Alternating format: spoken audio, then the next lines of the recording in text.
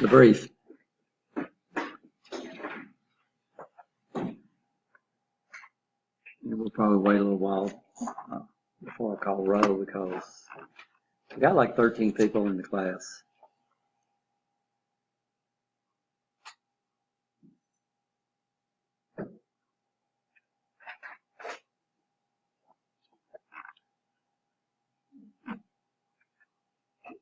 This is an entry-level course, so sometimes we get some students that has never used Blackboard. So this is the Blackboard site. And this is the way it's laid out. Got our home page. This is where the announcements would be. Anytime I do an announcement, I'll also send out an email. The course calendar, this will be when all our tests are going to be. So right now, if we look at the course calendar, we should notice that we've already got 2 assignments out here. So this is first day. Since we only had 1 class and Monday's a holiday, I decided to move the first assignment to next Friday. And of course, the first assignment, you know what the first assignment is? Yeah, accept the syllabus. The syllabus, read the syllabus right, evacuation quiz. Then the second assignment is where you need to make sure you send an email.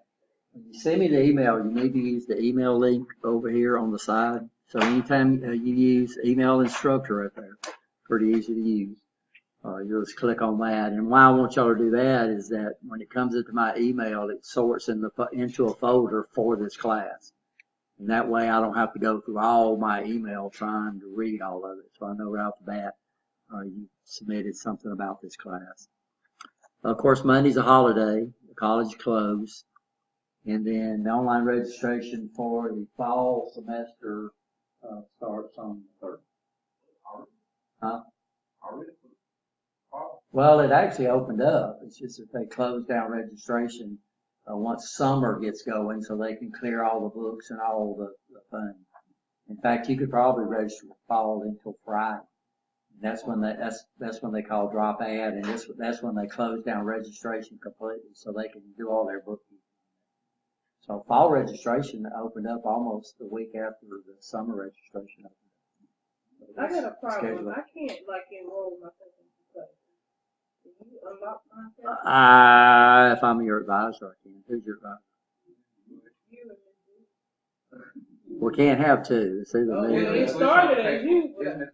Well, if it's Miss Bush on your schedule, then she'll have to go in and unlock it for you. And I tell you the truth, I don't even know if she knows how to do it. So I'll have to. I know she tried it the last term. Yeah. It never did anything. Okay. Because I can't access your records if I'm not your advisor.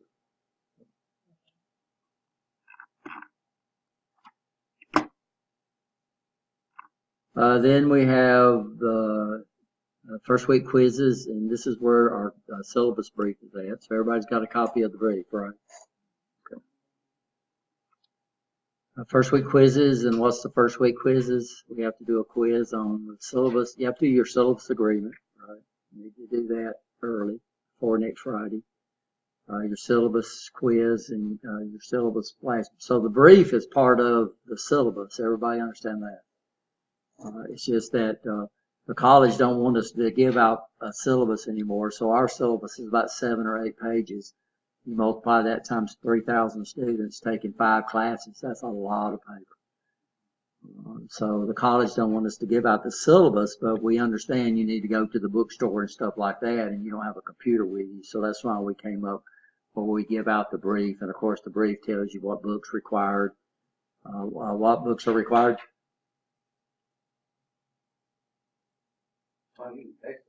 Yeah. Yeah, and then we have a lab book that's required for this class too. I think I went to the bookstore. Don't tell me they're not there. Oh, okay. They didn't have it. Is it there?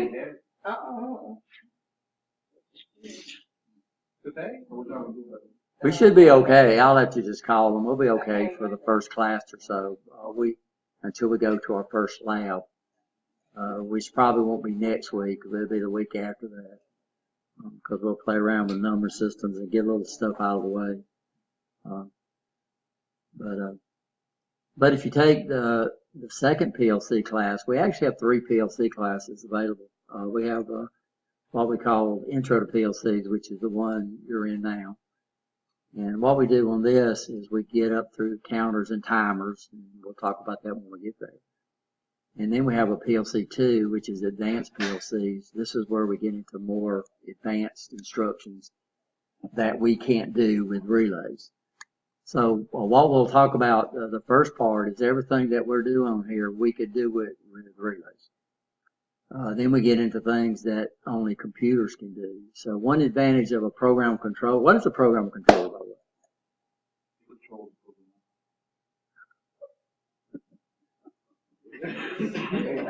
A programmable controller is a computer that's specifically designed to run machines.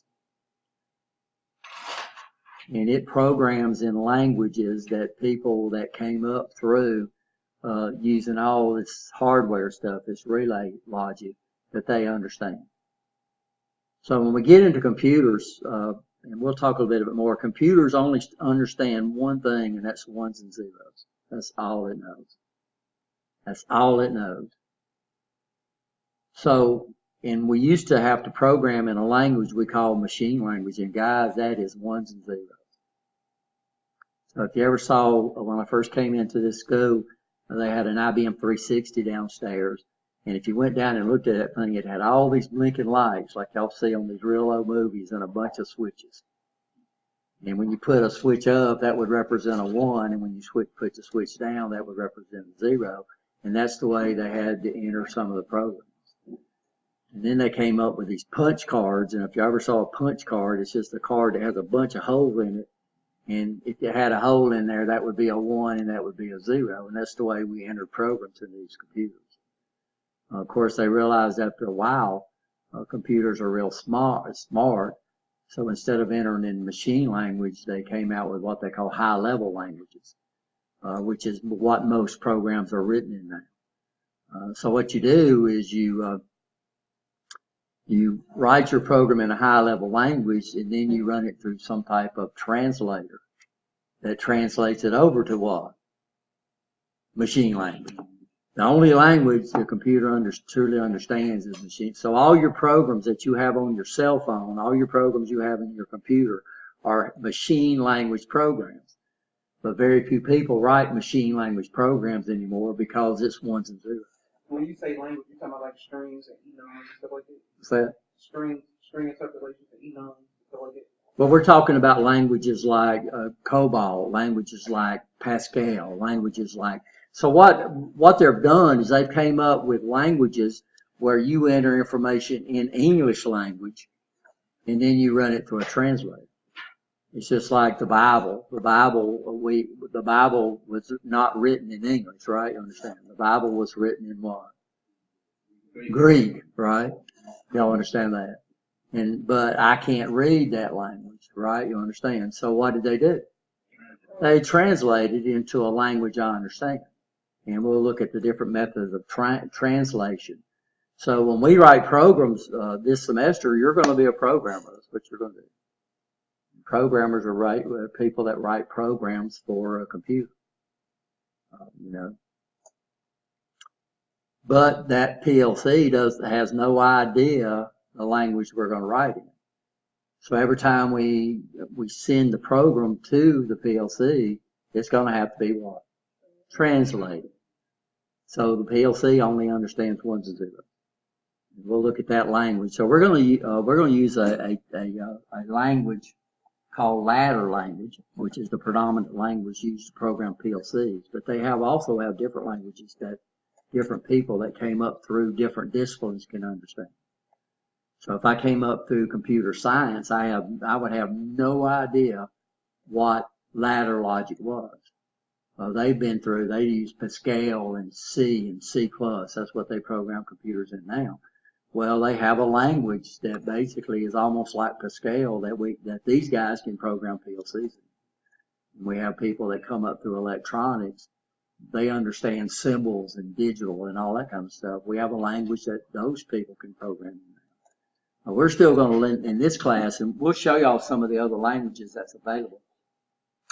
But we're going to learn the basic language that everybody in PLC just don't understand. It's called ladder language. And if you've had motor controls, then this class right here will be really easy. If you've had this class, then motor controls will be easy. So people say, you know, which one's the easiest? This is whichever you take first. So PLCs, if you take PLCs first, it makes motor controls a lot easier. If you take motor controls first, it makes PLCs a lot easier. So programmable controllers, these are industrial grade computers. So this is a PLC over here that I brought in here. This is one of the PLCs that we'll look at. So that's a programmable computer, a programmable logic controller right there. And it programs in a language. And then when we send it to the PLC, the program is going to do what? It's going to translate it over. And the PLC never sees your program in ladder language. It only sees the program in the binary language that it understands. And they're fundamental. And what's nice about it is these computers right here. Originally, when we first, when the IBM PC first came out, we had 640K of RAM in that machine. And why? Because it didn't do graphics. Everything was text.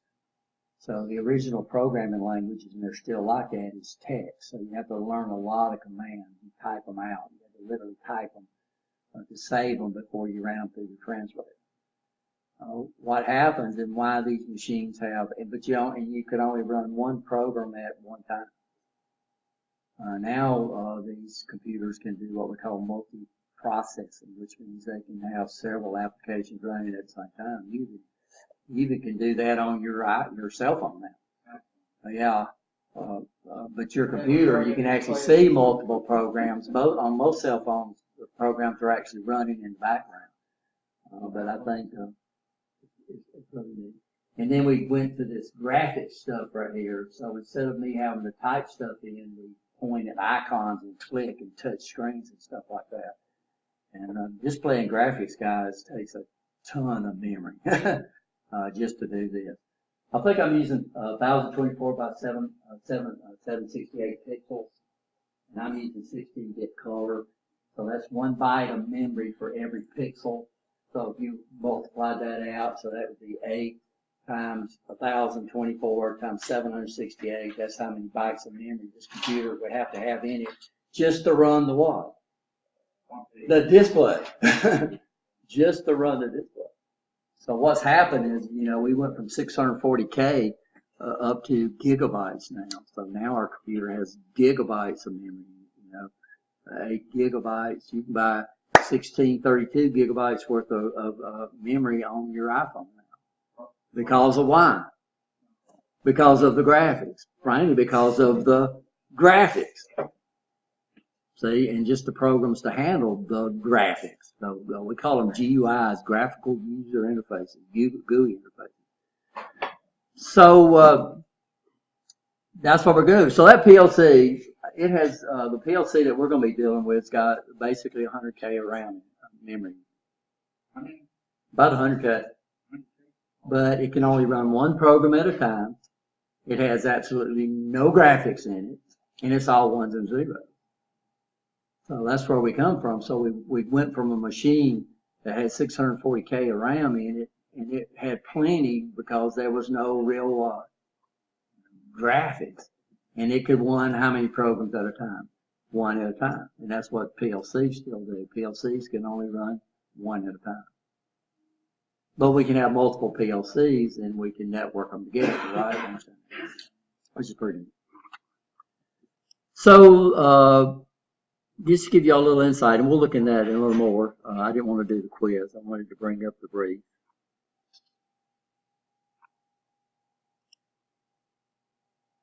So the intro to PLCs is set up to be taught in 8 weeks. It meets 4 hours a day. 4 hours a day. We've got it set up to be 4 hours of class, 2 days a week over 8 weeks. The summer term, and that's because the regular term is 16 weeks. In the summer, a regular term is 10 weeks. So what that means is if we tried to do it in a mini terms in the summer are not 8 weeks, they're 5 weeks. Anybody had any mini term classes in the summer? Me.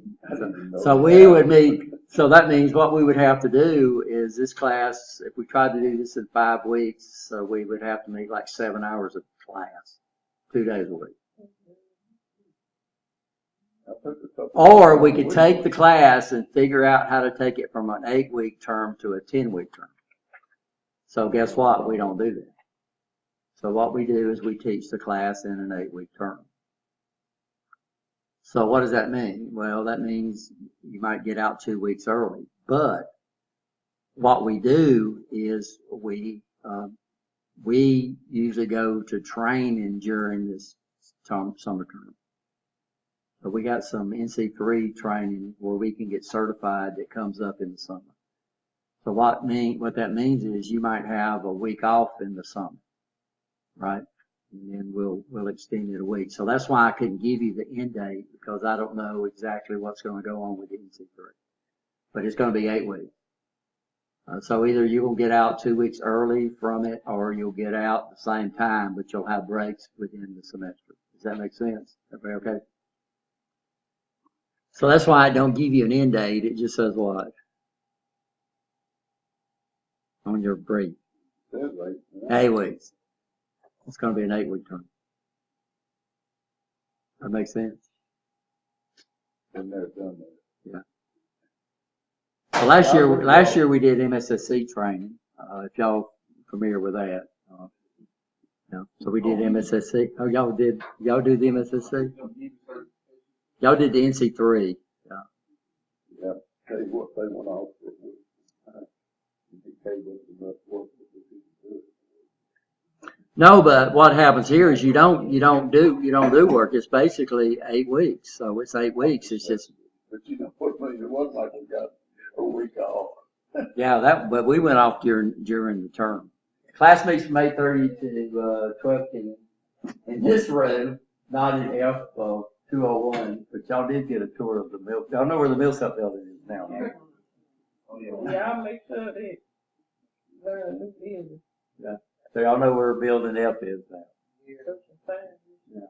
Well, I'm sorry about that, guys. This is the book. We do use the book. The lab book.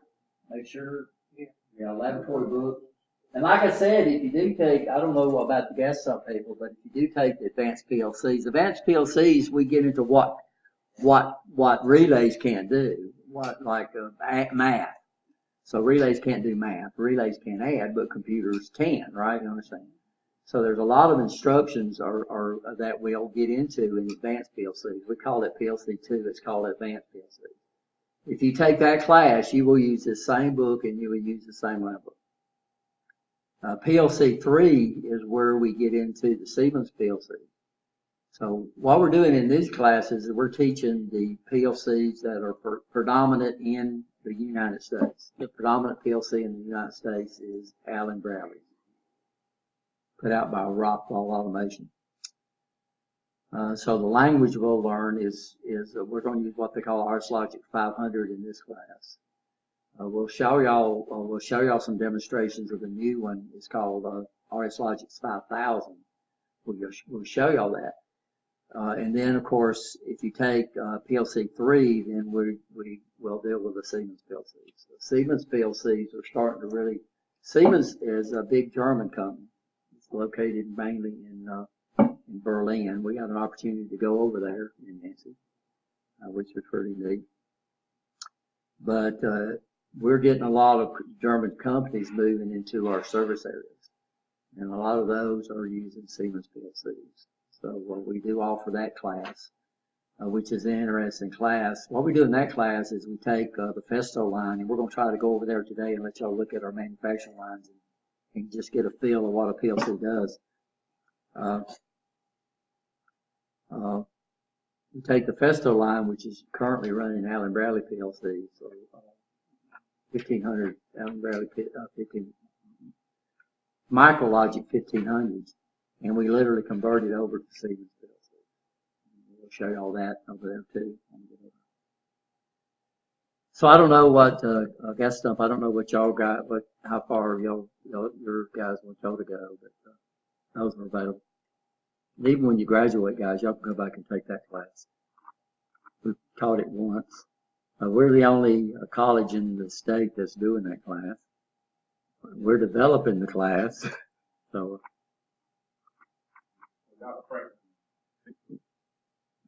Well, we're the only one, so it's not the practice. And we've taught it once.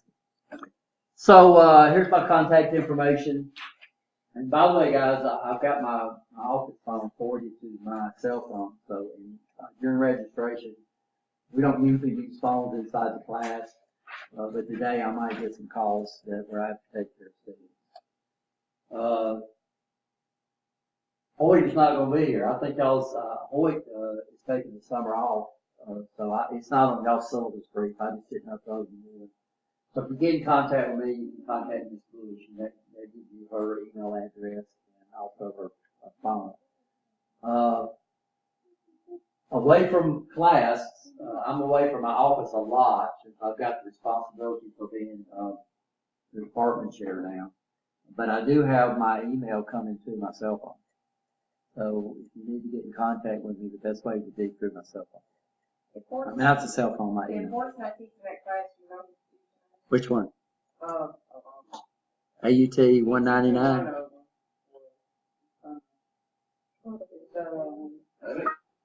Never mind, staff. Never mind. What class is that? Never mind. AC? Either Mr. Willie Foster is going to teach it or Ms. Bush is going to teach it.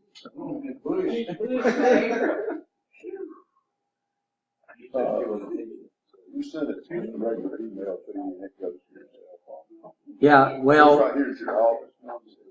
if you send an email, that's my office number. If you send an email to this address right there, it comes to my cell phone. So that's the preferred way to go. Right. Well, if it's not, Or either we send one through this and then go into your. but also, guys, we're gonna hopefully what you're gonna do is inside the I use a texting application called Remind. Yeah. So inside when you take your syllabus quiz, it's gonna ask for a phone number that I can reach you at, and then the next question is gonna ask if I can send text to you using this Remind software. And what's nice about it is I don't have to give you my cell phone number, but you can text through Remind, and once we get it signed up, it's up to you what you do it, and that's really, really good. So you can send me text. It's a lot easier to send a text on your cell phone than it is to send an email. Yeah. And once that comes out, you can text me. That comes directly to my cell phone. And then I can text you back. And then at the end of the term, I can take your name out, and you can't do it. That's not true. What I do is I set up another class I call All 100, and every time you take one of my classes, I put you in that. And that way, if something comes up with the college, that you might be interested in, I can not only text it to you, but I can text it to everybody in that group.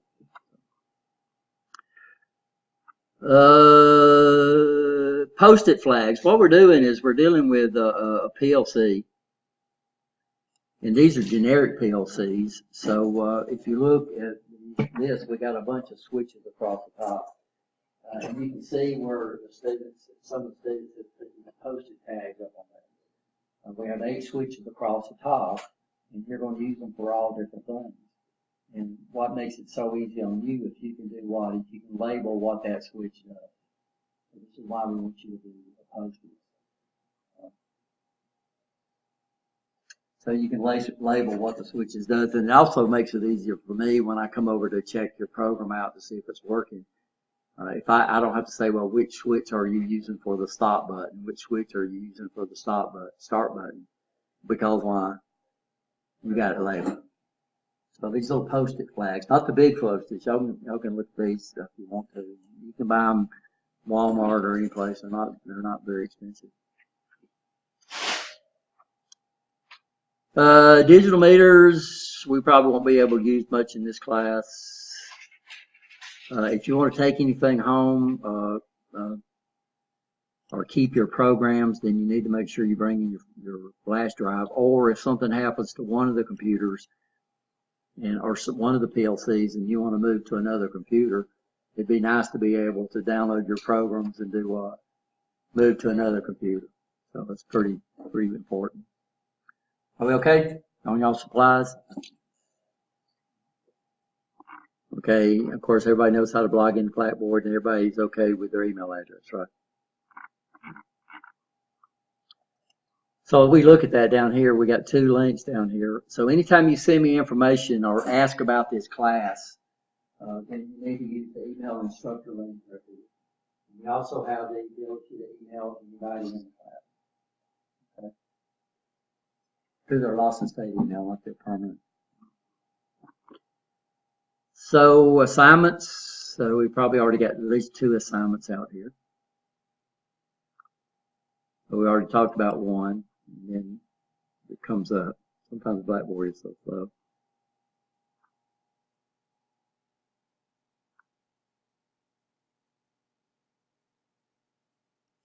There we go. So some of them's not available, but these are our assignments that we have that we're going to work on this semester. This is not available. But the first one is what? Yeah, all that course information, syllabus brief and stuff like that. The second one is email using the assignment. So if you send me an email saying, "Hey Rich, that is not what the assignment says," and one thing we're trying to do is get you to follow instructions, right? So you need to look and see what the contents of the email needs to be. It's not very complicated. What we do in the class is we'll go back and look at the syllabus now that we looked at the brief. We have 3 tests in the class. And as soon as I find out what's going on with the NC3 certifications, I've talked to Ms. Wilson about it. If I don't have any summer training that I have to go off to, then I can go ahead and set up the schedule. The first test, I'll go ahead and make sure I put that on there. This will be after the 5th class. This will be on the 5th class. So I can go ahead and put that on there. But what we do is we give a test, and then the next class we go over the test, and then I put that test up on Blackboard. And then what we do is I take questions from test 1, and some of those questions are going to be on test 2. So to help you study for that, what we do is we put those, we call them previous tests, we put them up there. We had a bunch of students that wasn't taking advantage of that, and what they were doing is that in the human species, once we see something one way, it's hard for us to see it another until we go back and relearn it, right? You understand that? So I would go out there and you'd see, I'd have one question that over half the class missed, and then it would come out on test 2, and that same question over half the class missed. And then you went back and looked at the previous test, guess what?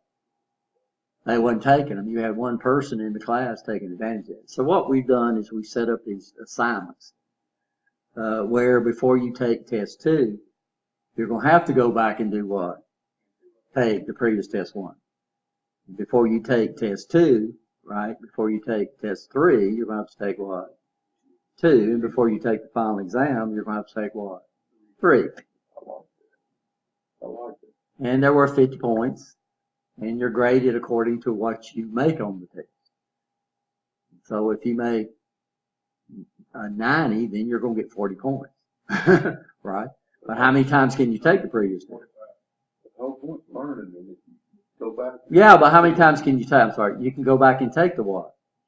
The previous test as many times as you want to. Yeah, until you get the highest score you can make, right? So the previous test will become available after the next class. So I usually don't make a previous test available until we go back and go over the test. And then I'll make the previous test available. Then you have 4 classes to go out, at least 4 classes to go out there and do what? To take it as many times as you can to get the what? The highest score, to get the highest points on the assignment. And then when you get to the final, guess what the final is? No, the final is questions off the 3 tests. There's no new questions on the final. And that's what we use the final for, is we just use the final for a review of the whole class. And how are you going to study for the final? Take those previous tests. So if you make bad on the final, it is your fault. It is not my fault. It is your fault. That's the first time you've done this. Yeah, we just started that, or I just started it because the people was not taking advantages of the previous test.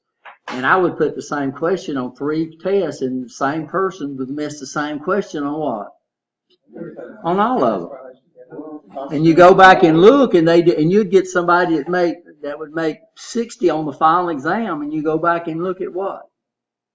They didn't go back and even study for it. And you can tell if they study for it because it's obvious, because they take the what? Those previous tests. You know. And then the last assignment, of course, is the course evaluation. So let's open up the syllabus. So, do you have any quizzes? Wait a minute. We only have 1 quiz in this class. We're going to go in, and the problem is that this class has no prerequisites. But you need to understand a little bit about electricity. And y'all always had DC, right? So hopefully I can teach y'all a little bit more about DC. But we'll get an introduction into AC too. Just give you enough to get through the course, and then some stuff about sensors and stuff like that. So the first lecture that we're going to start in today is basically just a basic electricity quiz. Lecture. And there's a quiz on that because it's not in the textbook. When you looked at the assignments, mine starts at assignment 2. Well, then the other ones are just not available. I need to go back. Not available. Assignments past 2. Yeah. So they're not available. I just hadn't made them available yet. So here's the actual course syllabus. So it says for your instructor and your course hours and all that, you need to look at the what? Brief. Course description, y'all can read that. Prerequisites for the course. In the textbooks, that's on your brief. Everybody understand you're going to have to use Blackboard in this class, right? Then this is just a check off on the stuff we're going to do during the term. Like I said, on this class, we go into what we call timers and counters. Then this is the how things are laid out. So everything so what I do is sometimes you go in your Blackboard slide and it's got that total points thing. That don't work for our classes because everything don't hold the same way, right? I have one of my students, but when you look at the grade book, it's got all these together. I think there's 5 things we grade go on, and they're all together at the very first of the grade book. And then I had one student said, well, he said, I figured my grade average, and I was supposed to have a B, and you gave me a C. And guess what he did? He added all the grade averages and divided by 5. So he gave everything the what? But the equal weight. And then I sent it back, well, this is only 2% of your grade. And I added up. So this is the way it falls down. By the way, this is one of your major classes. So this is what you're majoring in, which means you got to make at least a C to pass the class. When you make a D, what does that mean? You have to repeat it before you graduate. Everybody understand that? So this is the way it breaks down. So you got to make at least a C to pass the class. Huh? Well, what we want to do is they might be weird to you, but they're not weird to us. So we figure, your first week quizzes and your supplies, how much should that weigh? So what holds the biggest weight in a technical class? What should hold it? Labs. You see, so labs have 30%, followed by the what? Not finally, huh?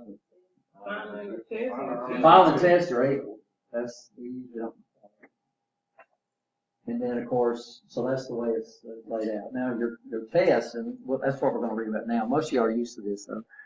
But there'll be a total of 3 tests given during the term. Each test is timed from the beginning of class. except for the, from the beginning of class. We're not gonna do that, guys. I'll give y'all an option. Since this is an 8-term class and every class counts as one class, counts as 2 classes. Everybody understand that, right? We can't take a test at the start of class and leave. We don't have enough time to finish everything in this class. So what I do is I give the people an option. So if we give the test at the start of class and you get through early, then you can take a break or something and you'll have to come back and finish up the rest of the class. So we never dismiss that test. Or we can give the test at the end of class. And then when you get through with the test, you can do what? You can go. So which one do y'all want to do?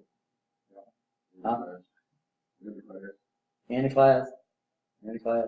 End of class? Okay, so that's what we'll do. All except for the third test. Now the third test we'll have to give at the start of class because what we want to do is the way we have to do in a mini-term class, we have the third test here and the final is the next test, next class. So what we do on the third test is we give it at the beginning of class, and that way we can go over the test before we let y'all go for the final. That make sense? Everybody okay? Oh, come on, class. Okay, the first is at the end of the class? Yeah, first and second test will be at the end of class. The third test will be at the start of class. That's usually the kind of he's trying to review too, isn't it? Well, we're not going, at the end of class, we're not going to be reviewing. Normally on test days, we're in lab.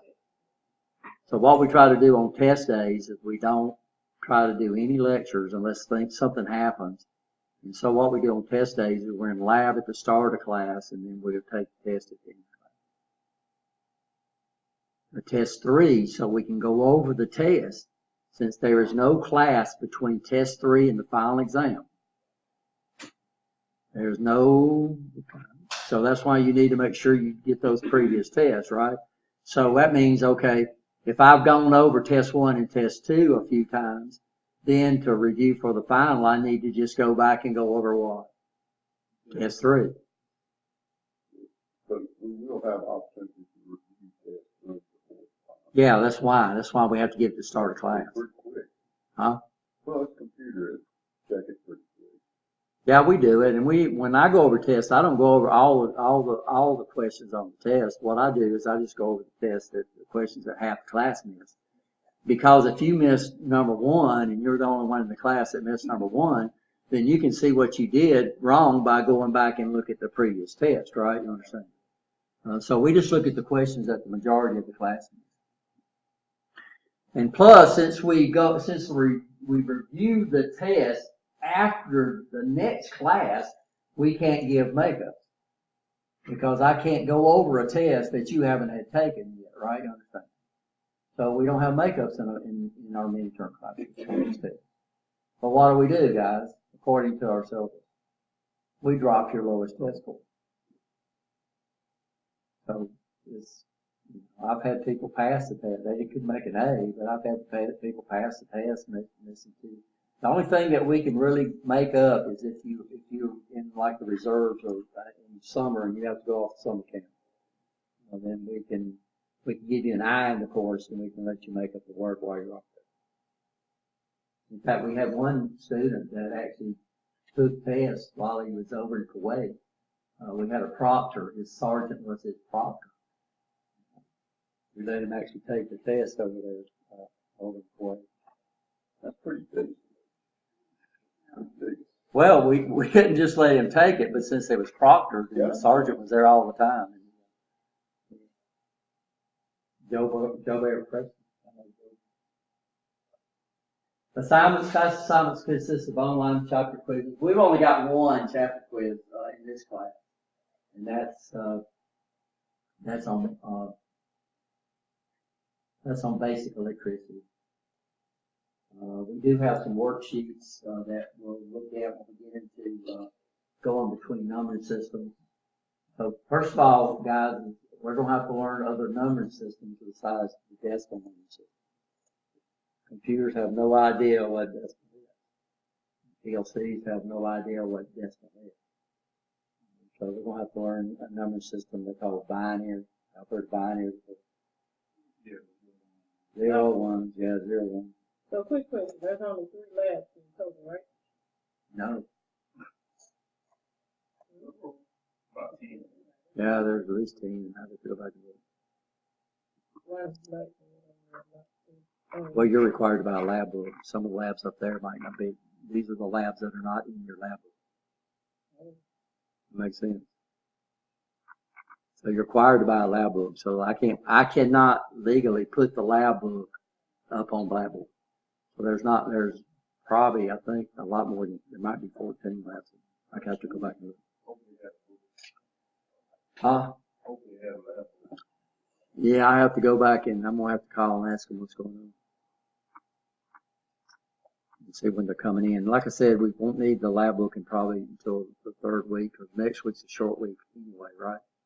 We only got 1 class this week. You know. And then we'll look at numbering systems. We'll have labs on those, but those big paper labs. And I can't give those out because those are our labs. Any more questions?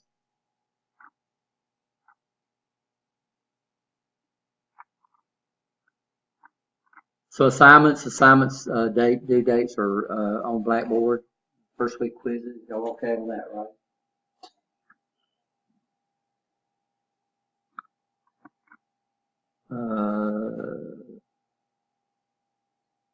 A list of lab assignments are on Blackboard, so I'll give that. We'll put it on Blackboard, the list of lab assignments, but I'll also give that out in class. It's just that if you lose it, you can do what? You can print off another copy, right? Recorded lectures. I don't know if you've been in any classes where we record the lecture. So that's this little thing down here. Right now I'm recording it. So when I roll away from the class, I need to get my little thing. Odds are you'll have to have headphones because when I roll away from my computer, it still picks me up, but not really good. We post these up on Blackboard. I mean, these are posted up on YouTube. There'll be a link, by the way, in YouTube that would take you to my channel. Or you can just go up there and search for Rich Raymond. I'm usually the first one that pops up. It's got a picture of me with my little goatee. So y'all see that. So I have a beard. So all the lectures in here are recorded. So what does that mean? Well, that means even if you're absent for a class, then you can still go back and see what we did in the class. So you're going to be responsible for what we do when you're not here, right? You understand that? Absences, yeah, mini-term class, you have absences, that's really bad. I had one student that failed my class. Usually these classes here, there's so many ways. If you're good in lab, you can pass it, right? You understand? If you're good in tests, you can pass it. You might not make an A, but you can pass the course. So probably 99% of the people that fail my class are the people that what? Don't show up, don't come. So I had one student last semester. I had, of all the students I had in all my classes, I had one student fail. And why did he fail? He didn't come. Now he didn't miss the class. He missed a bunch of classes, and it was a full term class. He missed a bunch. By the way, I cannot withdraw you from the class. If you just stop coming, you're graded like you're here. Y'all understand that? So I cannot withdraw you from the class. For some reason, people think if they just stop coming that they dropped out of the class. That's not true. You withdraw from the class. So to withdraw it, you have to complete the process, and if there's not over here, I'll go up here and put one. But I'll put a link over here if it's not over here. E-withdrawal, there it is right there. So now it's done on computer. So any place you got access to a computer, you can withdraw from the class. So if it looks like you're not going to be able to make it, you've got a lot of excessive absences and you don't have a chance to pass the course. Once you get an F on it, and people think that if they make an F in the class and they come back and retake it, they make an A, they think they get the A. No, guys, you make quality points. How many points do you get for an F? 0. How many points do you get for an A? 4. What's an average between 4 and a 0? It's a 2. Right? So you get an average of a C in that for the class. So you don't if you make an F in the class, it's really, really hard to get your GPA back up, right? Understand that? If you withdraw from the class, then you get what we call a W. And a W doesn't mean you get any tuition back. What you do is it don't count against your GPA. So that means if it looks like you're going to fail the class, the withdrawal, by the way, is around test 3. I recommend that, and I've had students take test 1 and they withdraw from the class. And then they come back and retake it. They take 1, they fail it, they withdraw from the class. Right? Or they pass test 1 and they fail what? Test 2 because it's all new material. I recommend that if you're having problems with the class that you just stick it out and you stay until that last, you're not going to get any money back anyway, right? You understand? Just stay in and stick it out to the last day to withdraw. And then that way when you come back, everything is a what? It's basically a repeat. It makes it easier. Human species, the more you hear things, the more likelihood you're about to learn. I had one guy, he was in motor control. And that's exactly what he did. He failed the first test and he dropped the class. Then he came back, he passed the first test and failed the second test. And I finally told him, I said, just hang in here, hang in here, hang in here. And he finally ended up with a C in the class on his third attempt. He was going to withdraw again. He was going to withdraw again. I said,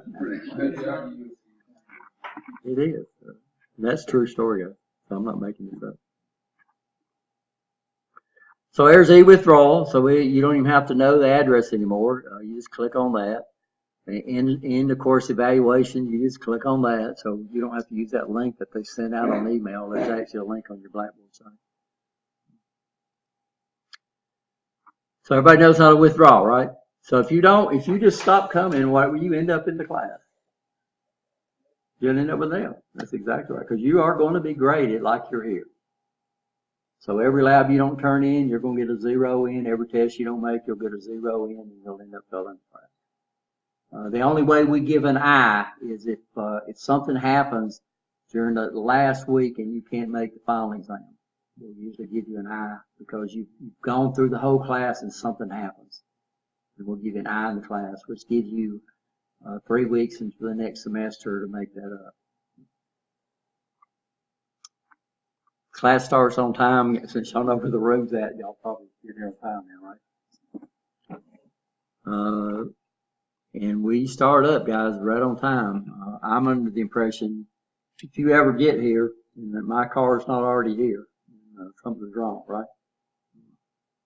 So I'm under the. I came up through the military, by the way. I didn't come up through the military. I was in the military. I found out real quick as if you're on time, you're late. Plagiarism. Y'all know what plagiarism is? Yeah, using somebody's work is your own, right?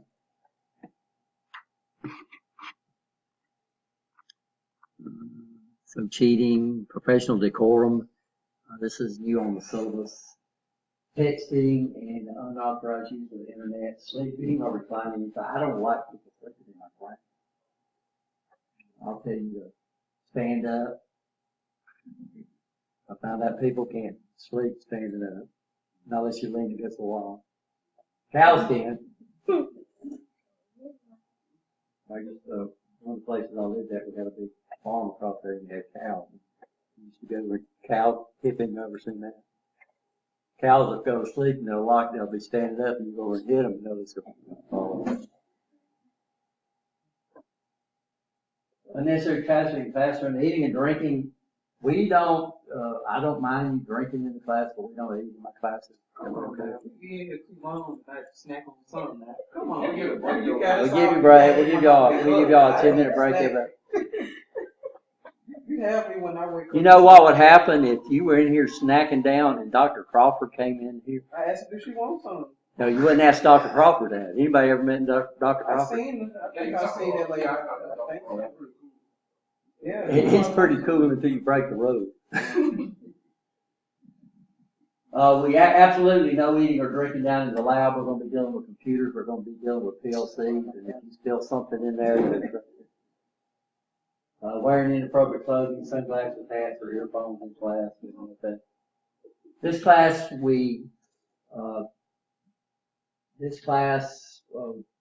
some of our classes, we require you not to wear shorts, and this class, we don't really mind. We're not dealing with even high voltage electricity or anything like that, so I'll be fine in this class. Course concerns, so if you have problems with the class, the first person you talk to is who? No. Oh yeah, that's me, the instructor. Second person you talk to is probably Miss Wilson, because I am. You said no, right? You don't want to talk to The second person you need to talk to is the department chair. Well, I'm the department chair, and I'm also the instructor. So if you have something, concerns about the class, and you talk to me about it, and I don't resolve it for you, some things we can't resolve, right? You understand that? Then you would go and talk to Ms. Wilson. Then the third person, would you go there, and there's a link on the Blackboard site that says concerns. It's a formal complaint about the class. And so you never go to Dr. Crawford. You should never go to Dr. Wilson. It might eventually come to that, but after this would be probably step 3. And I would probably be the one going to Dr. Crawford if you're concerned. All right? Everybody okay there? So in this class, since I'm the department chair, you talk to me, and then you probably make an appointment with Ms. Wilson. Ms. Wilson is the assistant dean for career tech. Statement of harassment. We have absolutely no harassment, discrimination in our classes. Disabilities. I cannot make special arrangements for a single student in the program. So, but I can make, I can't do it, but we can do it through ADA. Okay? So it means if you've got some type of disability that requires us to try to make it so you can excel and pass this class, on this one you need to take your documents that documents your disability over. On this one would be Ms. Renee Herndon. And then what she'll do is she'll send out a letter to all the instructors that says we need to give this person more time to take tests, we need to do this, we need to move the classroom. We have a big problem with this building is that the wheelchair lifts that we have are broke. So what that means is if you have a disability and you can't come upstairs, then the college will have to do something so we can move this class. Yeah, luckily I can do stairs. So. Cell phone and pagers, make sure you put them in the silent mode in the class, right? And don't talk on your cell phone in the class, guys, you know. So I've had guys do that, and or they'll answer the phone while they're sitting at their desk, and they'll get up and they'll be talking on their phone all the way out the door. And what's the whole class doing? So, you know, we have voicemails, we have recent calls, so if you can't, if you have to go out in the hall, you can always do what? And they hang up before you get out there, what can you do? Call them back, yeah. Acceptable use, this is just about the computers and everything at the college. These computers do not belong to you, they don't even belong to me. No, I maintain them. So don't put anything special. Don't try to put applications on our computers. Don't change anything. Don't tell them to save your password. So here we walked into our computers over there, and somebody put up a laptop, and guess what the student told them to do? Save their password for Blackboard. And it popped up, and there it was. The name and that name and that password was ours. So anybody could have done what? Just clicked on that and went to all these persons' classes and did what? If you ever see that happen on any of our computers, you need to tell your instructor. So, huh? In the library? So we went in and we have, good gracious, we probably got 60, 70 computers in our program. And we try to disable that feature. But if you ever get onto one of our computers and that ever pops up, then you need to tell your instructor that class and then let us go back and take off that feature so it don't offer to save your password. But don't tell it to save your password. Also on our computers, what you need to do is we we use a generic password for all our students, and the username is METSTU, and the password is welcome $ with an uppercase W. So that means you get on one of our laptops and you just close it down, and the next person that comes up and opens it up, and you had Blackboard open, what's going to happen? It's going to still be open. So what you need to do, especially on all our computers, is everybody knows we don't want you to shut the computer down. All we want you to do is just log them off. And when you log the computer off, what does it do? It closes all open applications on the computer, right? So these are not your computers, there's ours. Children on campus, no children allowed on campus. Of course, calendar, of course, I've showed you where that is on Blackboard. Should a student begin failing a course, he or she must schedule an appointment with an instructor. And we'll try to do what we can, guys, but you know, on an 8-week term, there's not much we can do. We can't really do anything special for you, but if it's something that we can do for the whole class, right, and if we see a problem that we've had and the whole class has a problem, then we can take care of it. Responsibility of the student to notify the college of a disability that requires special assistance. The responsibility of the student to inform if you arrive late or leave early. Right now I'll call roll, but after a while I'll learn your names, and I'll do roll, but I will call by names. Rich is one of the guys that once I do one thing and I'm through with it, I forget about it. I'm the kind of guy that if I don't think I know you and I don't need to know you, and I shake your hand and you tell me your name, by the time I let you go, I don't know who the heck you are. But because I got so much junk in my brain anyway, right? So I'm that kind of, so that means I call roll. You're not here, I put a what? I put an absent there. You come in late, you don't let me know you're here, it's going to be a what? It's going to be an absent. You let me know you come in, I'll change it to a tardy. So y'all need to let me know that. And I'll cut, also if you leave early. The problem with just getting up and walking out of a class is that I've got a roll and we have something, we have a fire drill or something like that. And I don't know you've left. And then we go out here in the parking lot, which is where we're supposed to go and meet out and muster. I'm supposed to call roll when you're not there. What's going to happen? And I think you're supposed to be there. What's going to happen? Somebody's going to have to come back in here looking for your butt, right? You understand that? And what would happen if something happened that, right? You understand that? Or if you come in and I don't know you're here, right? You understand? And I get out there and you're stuck somewhere up here. We had a student. He left the class, and he was a unique individual. But he left the class, and we were over in the B building, and he went out the door, didn't let anybody know. I locked all the doors up. He went up to the drink machine, and I went walking out, and his mother was out there looking for him. And she said, "So-and-so, have you seen my son, so-and-so?" And I said, he left class. I don't, you know. And they had the police out here looking out for him. And campus police was looking for him, and they was riding all around. And here he come trucking out. Huh? No, I don't. I just remember we couldn't find him. So, but you had to know this guy. Well, I'm not gonna say it. As a courtesy to your fellow classmates, please turn your cell phone to pages. I need to take that out. How many of y'all have a pager?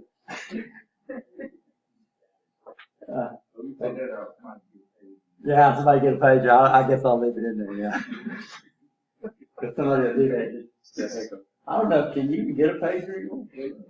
I think doctors still use them in hospitals. I think it is. Evacuation procedures. This is on Blackboard, syllabus quiz and acknowledgement. And profanity, guys, I don't use profanity myself. I appreciate it all. So that's the syllabus, guys. Y'all got any questions? I know we didn't go over everything because you're going to have to go back and read it anyway. But y'all got any questions on the syllabus? Yes, no? No. Gary don't. I've seen it 20 times. 20 times. Yeah, all our syllabi in our program, when we do that on purpose, is we try to make them the same. Just like our Blackboard sites, we like to try to make our Blackboards basically the same so you can know what to expect. Okay, guys, y'all take a 10-minute break and then y'all come on back. You prefer to Well, we don't have time in this class, guys.